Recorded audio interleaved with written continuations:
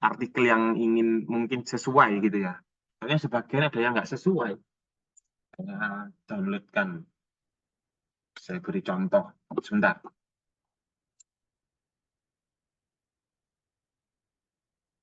Kalau bisa dibuka.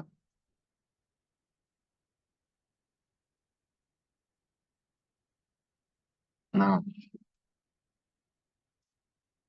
mohon izin ya. Apakah sudah terlihat ini translating that an ideational correspondence analysis of machine translation. Nah, jadi teman-teman, ini temanya itu mentranslate terms kata that ya. Nah, antaranya translation menggunakan Google Translation ini dengan Bing Translation. Nah, teman-teman kan juga bisa meniru gitu ya, mengadaptasi gitu ya. Teman-teman tidak pakai that, tapi pakai kata ganti yang lain gitu ya, atau kata yang lain antaranya Google Translate dan AI Translator misalkan begitu. Nah ini kan enak, jadi teman-teman hanya menganalisis satu kata ini. Nah tinggal that ini nanti tinggal dikontrol find gitu ya, ada berapa kata yang ditemukan di teks. Eh, Kalau ini di teks apa ya ini ya? Artikel berita. Nah, artikel berita ini saya kasih ide ya. Artikel berita teman-teman kan bisa ke Jakarta Post tuh. Jakarta Post di kamu milih satu atau dua atau tiga gitu yang paling populer di situ ya apa gitu. Biasanya itu ada the most apa ya paling sering dibaca orang lah. Itu kamu kasih apa translate antaranya Google Translate dan menggunakan AI Translator lah begitu. Nah, di sini sudah ditemu di apa di ini ya, diberi ini. Nah, fungsinya teman-teman kemarin itu baca itu ya kayak gini. Fungsinya jadi teman-teman itu punya ide. Teman-teman kalau nggak membaca, men-skip proses itu, tentunya proses itu tidak akan maksimal. Maksimal. Teman-teman juga nanti akan deadline semakin menumpuk begitu ya. Saya paham, tadi teman-teman itu sekarang itu lagi capek-capeknya gitu ya, lagi sibuk-sibuknya. Jadi, tapi mohon untuk kebaikan teman-teman sendiri, itu teman-teman usahakan setiap hari itu membaca satu artikel, satu artikel, terus menulis ide yang kalau sudah nemu artikel yang diinginkan, itu jadikan apa temanya di search di Google gitu ya. Lah, ini teman-teman tinggal eh, memberikan ini sebuah template ya, tinggal memberi sentuhan yang berbeda dan langkah-langkahnya, misalkan contoh begini ya, masukkan ke introduction. Translation ini kita review sedikit untuk materi hari ini sekaligus apa ya kutipan langsung dan tidak langsung ini saya jelaskan. Sambil ini ya, sambil saya jelaskan teman-teman kalau ada yang buka laptop, ini teman-teman ini ya mohon install Mendeley ya, Mendeley desktop. Bentar. Sambil nanti agak lama soalnya nanti perlu ada step by step dari saya biar teman-teman enggak terlewat. Teman-teman bisa ya Mendeley desktop gitu ya, search di Google gitu ya. Nah, harus ada desktopnya. Ini kebetulan saya enggak, keyboard saya agak error ini. Bentar ya.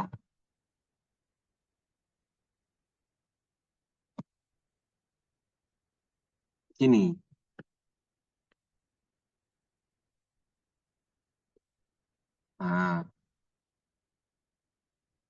Nah, teman-teman nanti pilih yang seperti inilah, Mendeley desktop seperti ini. Ini fungsinya untuk apa, Pak? Fungsinya untuk tugas tiga kita. Tugas dua. Saya lihat tugas dua teman-teman ini masih yang ngirim cuma satu. Ya, yang ngirim masih satu. Sebentar. Biar teman-teman ini aware gitu ya. Tugas dua.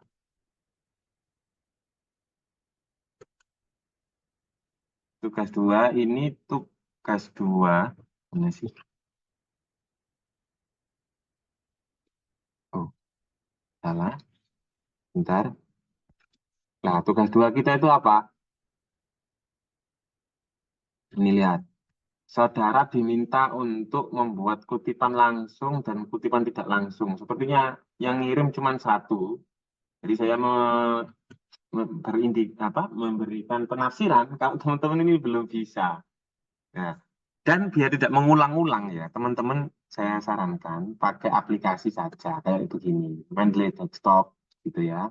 Dan tergantung teman-teman pakai apa, pakai Windows atau pakai Mac gitu ya. Kalau pakai Windows ya ini Windows.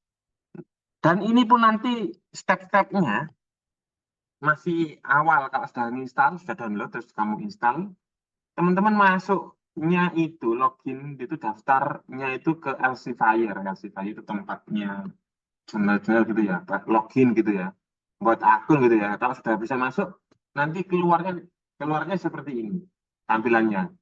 Cuman ya, ini karena ini itu sudah saya masukkan PDF atau jurnal. Misalkan teman-teman punya lima jurnal ya, yang kemarin di download, dimasukkan gitu, baru baru keluar seperti ini.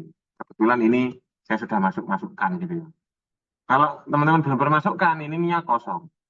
Lah, dan Mendeley Desktop ini tersinkron ke Microsoft Word. Jadi nanti tampilannya kalau sudah seperti ini, di Microsoft Word-nya teman-teman jadinya seperti ini. Jadinya contoh ya, misalkan ini. Oh, sulit. Nah, misalkan seperti ini.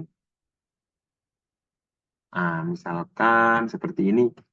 Di file begini, ada home, insert, ada design, layout, ada reference. Nah, di reference ini nanti keluar ada apa toolbar baru di sini ada namanya Mendeley. Nah, di sini tempatnya teman-teman mengutip. Dan di jurnal biasanya teman-teman itu tidak bisa bohong ya, tidak bisa cheat ya, nggak bisa ini ya, tidak bisa mengakali ya. Jadi kalau teman-teman itu nanti itu di jurnal biasanya disuruh upload ininya, eh,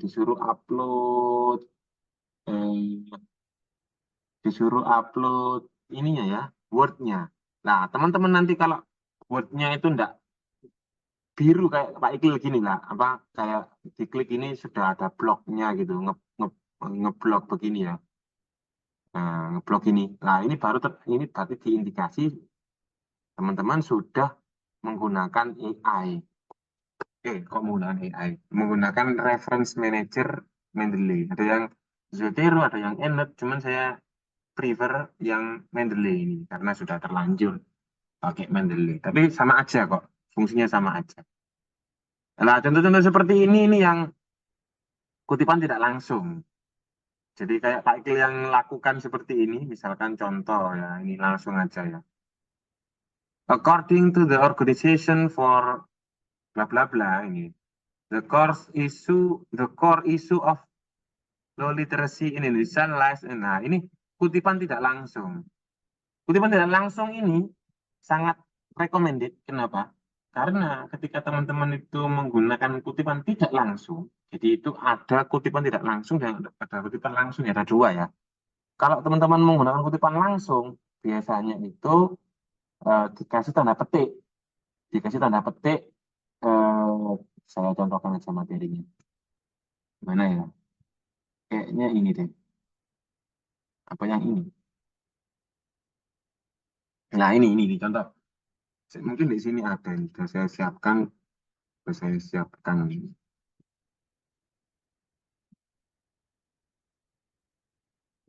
Nah, ini contoh kutipan langsung. Jadi biasanya itu ah, lebih dari 4 baris ya. Jadi kalau lebih dari 4 baris, teman-teman itu harus menjorok lebih ke arah ke kanan begini. Dan ini salah ini. Harusnya itu satu spasi begitu. Dan kurang tanda kutipnya karena ini perkataannya si William misalkan. Tanda kutip gitu. Nah, ini berbahaya. Kenapa kok berbahaya, Pak? Ini sah-sah saja ya. Sah-sah saja. Cuman ini sudah out of date. Dan ini ditinggalkan karena nanti ketika dicek Turnitin, cek plagiasi, ini kedetek plagiasi ya. Nah, ini nanti percuma teman-teman menggunakan langsung ini kalau ujung-ujungnya nanti kedetek plagiasi disuruh kembali biasanya. Dan di UT nanti di ilmunya kita nanti itu juga begitu. Ada petugas, bukan saya ya, ada petugas yang ngecek Turnitinya teman-teman, dicek sendiri sama petugasnya tuh Pak, sama ininya. Nanti apakah sudah sudah oke apa tidak? Biasanya itu 25%. Di atasnya berbahaya. Di atasnya 25% sudah di reject dan indikasi teman-teman nanti tidak lulus. Tidak lulus. Gitu ya. Mending teman-teman itu pakai kutipannya tidak langsung. Nah, ya seperti ini. Suryanti 2020 mengatakan bahwa bla bla bla. Ini seperti ini. Ini tidak langsung, sedikit-sedikit. Ya. Lah ini perlu adanya parafrase. Kalau tidak diparafrase, tentunya nanti akan menjadi plagiasi sama halnya dengan yang di atas. Tadi itu yang kutipan langsung ya. Nah, ini parafrase. Parafrase ini di sini kalau di panduan ya teman-teman juga bisa download di e-learningnya teman-teman sendiri masing-masing gitu ya di karya ilmiah atau kuliah karya ilmiah. Ada 4 hal yang harus diperhatikan. Nah, harus tetap mengutip. Ya, jadi harus ada penulisnya juga harus dimasukkan. Teman-teman kalau nggak masukkan penulis, berarti diindikasi teman-teman itu pendapatnya sendiri. Padahal itu pendapatnya orang lain dan kamu ambil lah. Nanti itu kedetek. Loh, ini opininya orang kok diambil lah. Sama Turnitin di sini itu di merah-merah begitu. Jadi boleh siapapun kamu kutip omongannya orang itu boleh, bahkan bagus. Karena apa? Pengetahuan itu tidak bisa berdiri sendiri ya. Pengetahuan kita itu berdiri di bahu-bahu raksasa ilmuwan-ilmuwan yang terdahulu. Jadi kita tidak bisa berdiri sendiri. Nah, ini pertama. Yang kedua, mengungkapkan kembali. Jadi menurut kamu bagaimana? Penulis itu menganggap penelitian si A ini menurutnya gimana sih? Setuju apa tidak setuju? Nah, jadi mengatakan kembali omongannya orang, tapi kamu kamu kasih opini kamu sedikit-sedikit biar tapi intinya sama. Tapi kalau kamu plek keteplek gitu ya, istilahnya orang Jawa, saya orang Jawa, mohon izin, itu pasti kena plagiasi sama Turnitin gitu. Oke teman-teman, artikel karya ilmiah ini memang sangat berat. Saya ya akui, apalagi pemula ya, apalagi pemula. Tapi teman-teman, portofolio teman-teman ini terrecord ya dari artikel yang teman-teman tulis. Jadi apa yang teman-teman ucapkan itu biasanya itu otaknya itu mencerminkan otak dan hatinya. Kalau teman-teman itu artikelnya ngawur, orang kan bacanya kan akhirnya loh, apalagi HRD, tugasnya HRD itu lihatnya itu tidak hanya ini ya, artikel kamu saja ya. Di LinkedIn itu kamu dilihat, profil kamu di LinkedIn itu dilihat. Anak UT ini wajib punya profil LinkedIn yang lengkap. Google Scholar. Terus apa? Tidak hanya itu, mungkin sampai ke kata-kata kamu ketika buat status di Instagram atau di apa platform media sosial yang lain. Nah, tentu ini akan sangat berbahaya bagi teman-teman yang nanti yang mau mencari kerja, gitu ya. Oke. Dan apa jejak digital ini sangat penting. Kamu harus menorehkan hal-hal yang baik-baik. Apalagi teman-teman kalau sudah kenal ini ya, Upwork, platform Upwork, ada yang pernah dengar Upwork atau Fiverr gitu? Ada yang pernah dengar? Halo? Halo? Halo guys. Kalau sudah pernah akses Upwork ya, coba aja tulisannya itu Upwork gitu ya. Upwork gitu ya. Bahasa Inggrisnya Upwork lah. Di situ penerjemah itu sangat banyak di situ dan digaji dolar. Ya, bocoran aja dan itu referensinya jelas. Upwork itu ke LinkedIn, profil-profil media sosial kamu, Google Scholar, artikel-artikel, dan lain-lain. Oke, oke. Oke, yang ketiga ya. Lanjut ya. Penting untuk menjelaskan konteks tulisan yang dikutip dan diparafrase dengan keterangan yang diungkapkan lebih lanjut dari pemikiran Anda lah sama ini. Jadi harus ada konteks ya dari pemikiran penulis biar ada kohesi atau keteraturan antara teks satu dengan teks yang lain. Lah ini saya kasih contoh sedikit ya. Ini ini contoh aja nih. Jadi teman-teman kalau mau menulis itu mana ya? Sebentar contohnya misalkan ya. Oh, artikelnya ini aja yang sudah saya download. Misalkan. Ini saya ulang-ulang kembali karena apa? Teman-teman kalau nggak terbiasa menulis academic writing itu tentunya nanti akan kesulitan. Ini contoh. Ini contoh ya, contoh yang saya maksudkan konteks. Nah, saya contohkan ya. Ini namanya itu academic writing. Ini bagus sekali. Jadi di sini tuh ada namanya induk kalimat. Translating, addressing terms, ini tentang terms, satu terms gitu ya, itu kata ya. It is quite challenging in the current trend of trend of translation studies. Jadi ini induk kalimat. Ternyata challenging ya untuk menerjemahkan sebuah terms itu ya. Nah, ini namanya induk kalimat. Dibuktikan oleh siapa? Dibuktikan oleh Susan Basnet sama Liver. Ini enggak usah halaman ya. Ini tergantung template artikelnya. Biasanya itu nggak pakai halaman. Dan harus konsisten. Kalau di sini ada halaman, di sini juga harusnya ada halaman. Nah, ini nggak ada halaman. Nah, ini salah ini. Harus konsisten. Ya, ini nggak ada halaman.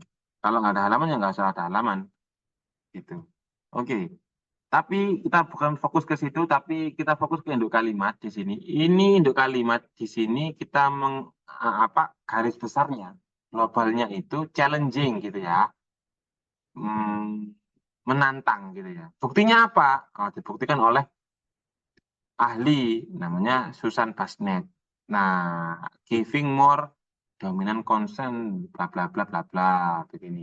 Ada lagi dibuktikan oleh Newmark Barker di sini.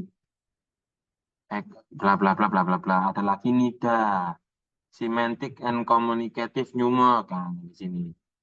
Terus terakhir Barker ternyata menerjemahkan itu kategoris equivalence into several layers. Jadi ada multiple layers gitu ya dalam menerjemahkan sebuah terms. Ada budaya, ada sosial, ada konteks macam-macam.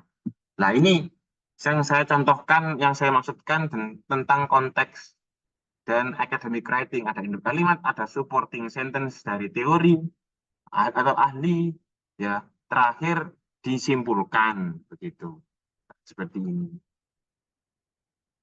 Kita kembali ke materi untuk tugas 2 ya. Terakhir ya, gunakan format kutipan APA Harvard ya. APA ini apa sih Pak? Ayo kita baca bareng-bareng ya. Ini misalkan aja, ini kisi-kisi yang saya buat untuk memudahkan teman-teman dalam menulis artikel yang saya share di grup kemarin. Nah, di reference di sini, nah teman-teman di reference di sini itu ada toolbars tadi itu yang kalau sudah se, apa sudah install Mendeley. Ada yang bawa laptop nggak ini? Ada yang pakai laptop nggak? Bisa nanti saya pandu share teman-teman yang bawa laptop share screen. Nanti saya pandu untuk install Mendeley.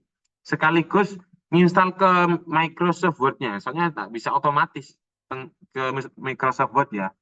Teman-teman kalau sudah terinstall dan login, teman-teman itu ke tools di sini. Di desktop di sini di tools, di paling pojok atas kiri di sini tuh ada kata install MS Word plugin. Nah, di sini diinstal. Nanti keluarnya seperti ini. Nah, di sini ada toolbar, ada undo, ada refresh, ada export as gitu ya, ada insert bibliografi. Ini otomatis buat bibliografi. Nah, di sini ada APA. APA itu apa? American Psychological Association, the seventh edition. Jadi teman-teman milih yang ini ya. Tugasnya kalau nggak pakai APA seperti ini, nanti disalahkan. Nanti saya yang koreksi salah. Saya anggap salah.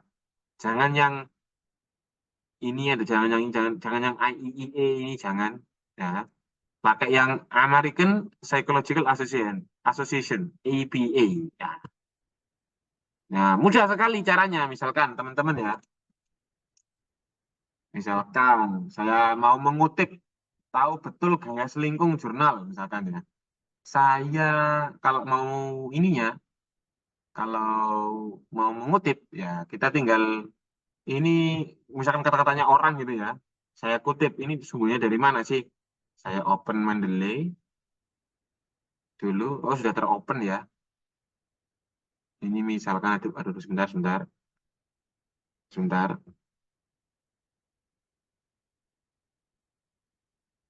sebentar ya, sebentar sebentar.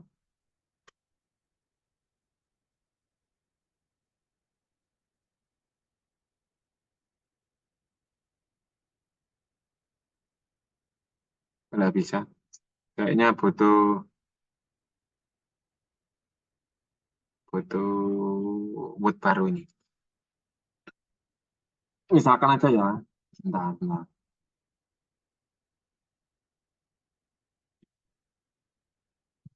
Ini misalkan ada kata-katanya dari teori gitu ya, dari ahli gitu ya. Teman-teman mau mengutip kata-kata ini ke reference,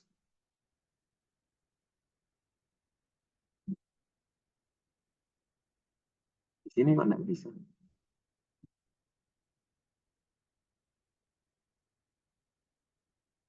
Nah, di sini tuh harusnya tuh ada site gitu ya. Ini nggak keluar, ini error ini. Please make sure you are properly signed into Mendeley Desktop. Oh, saya belum login. Ya, ini mau nyontohkan kamu, mau saya contohkan kamu tuh login gitu, itu gimana gitu. Jadi ke klik berarti. Ya, saya sudah login di sini.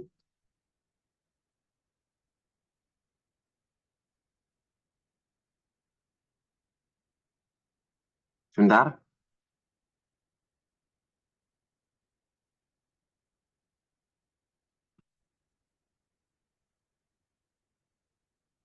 nggak bisa ya. Teman-teman kalau nggak pakai Mendeley, bisa pakai yang manual. Di sini kalau teman-teman seperti ini yang sebelah kanannya ini nggak usah ini ya, nggak usah ngincar-ngincar apa ya. Ini yang manual. Ini kalau ini pakai AI, pakai reference manager yang pakai AI, di sini yang pakai manual. Gimana caranya? Sama. Sebenarnya ini di sini juga ada kata-katanya insert citation seperti ini. Nah, tapi nggak keluar ini. Ada masalah kayaknya. Lah, teman-teman kalau mau, saya tunjukkan ya yang manual dulu ya. Di sini insert citation. Lah, di sini teman-teman buka add new source. Nah, tinggal memasukkan artikel yang teman-teman kemarin kan artikel ya, tinggal pilih berarti jurnal artikel. Authornya misalkan siapa begitu ya. Misalkan ini begitu. Judulnya apa? Nah, misalkan begini. Year-nya misalkan berapa gitu, angka gitu ya. Misalkan 65 gitu, misalkan. Aduh, ini misalkan aja. Ini agak error ini apa? Nah, misalkan 65 gini ya. Tinggal di oke. Nanti keluarnya seperti ini. Nah, ini di blok sudah nge, nge, ngebold ya. Berarti ini sudah otomatis. Berarti dia itu sudah pakai APA. Nah, sini. Oke, begitu teman-teman.